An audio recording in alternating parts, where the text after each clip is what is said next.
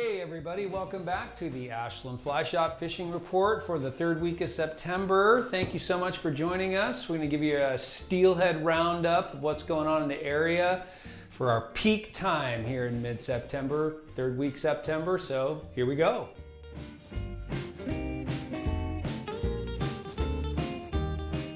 Okay, so we're gonna hop right in with the Rogue, and Rogue's in great shape. Very, very typical for this time of year. So we have about 800 or 900 coming out of the dam. So they've really pulled it back from some of those higher summer flows that we saw. It's very typical for this time of year to step that down gradually from the dam, and that obviously affects the whole upper and down river as well. So yeah, run about 800 out of the dam, around 1,200 through the Dodge Bridge area. As you get down to Tuvell Park, you expect it to be about the same.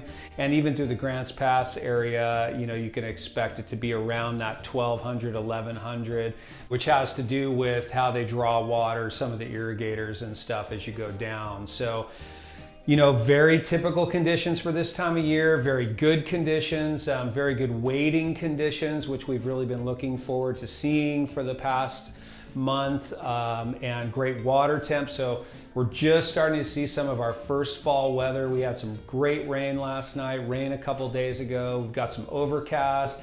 Temps are coming down. It's just, wow, we love getting to this time of year, man. It's just really, the Rogue Valley just starts to put on its most beautiful dress, and yeah, it's just a wonderful time to be out there fishing. So, so not too much change as far as how to approach these fish. I think the big key is just the access to the river, the access to the fish, as far as where you can wade in the whole river.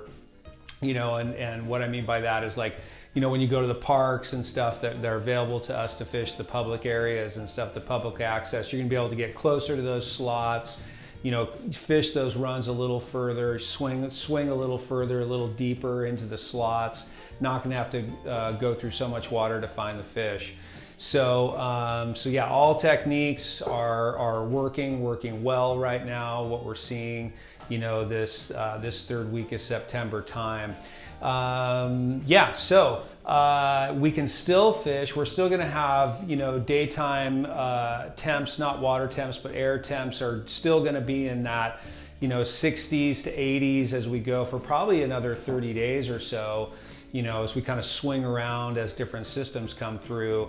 But that will affect water conditions a bit, and they'll be in a really nice prime place for fishing scandy lines, smaller traditional flies, even fishing your dry skated flies. This is a very good time, to be doing that. Light tips on scandy lines is really good. And then again, your Skagit stuff is always going to be a good bet, as we always talk about. Your T8 tips, maybe even into T11 in some of the deeper slots, but your T8 tip should be great and get you into a lot of good areas where fish are holding. The fish are going to be a little bit more compressed now.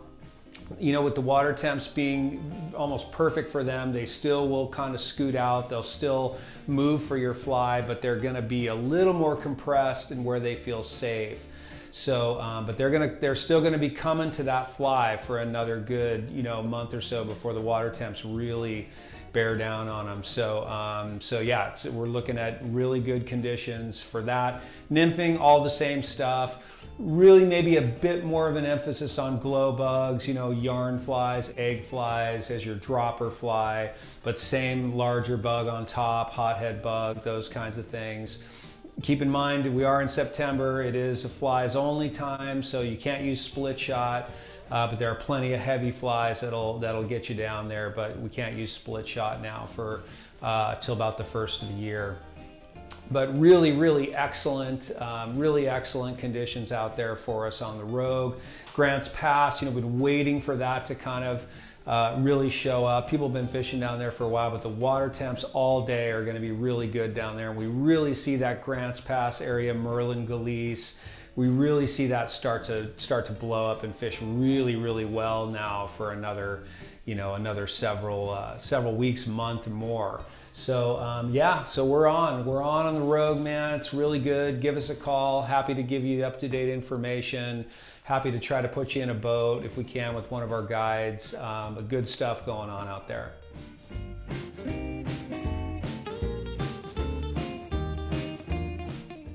All right, so we'll talk a little bit about the trout section on the upper Rogue, the holy water section, which is that impoundment, that trout impoundment that we like to fish. That's just below the dam, but above the hatchery there, a little half-mile, quarter-mile of trout water there. That can start to get really good right now. As we get to that late summer, water temps are still cool.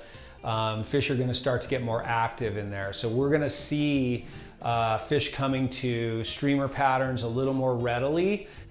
Fished on, light tips, moderate tips, through their small streamers, still water type stuff, and even some larger leeches. Really fun to fish your trout spays up there this time of year. Not gonna see too many hatches. We do see a little bit of a October caddis hatch, pretty small, but we'll start to see those bugs show up a little bit as we get another 2 weeks in here. But that October caddis hatch will start to show up a little bit in there. Nymphing can be a good time to do that, still looking at those small flies, midges, things like that. But holy water is going to be pretty prime for another couple months till the water and air temps get really cold, and then it kind of locks up a bit. But look for that to be pretty darn good for the next couple months up on the holy water. Again, very low flows, 800 CFS coming out of the dam, 900, so lots of access.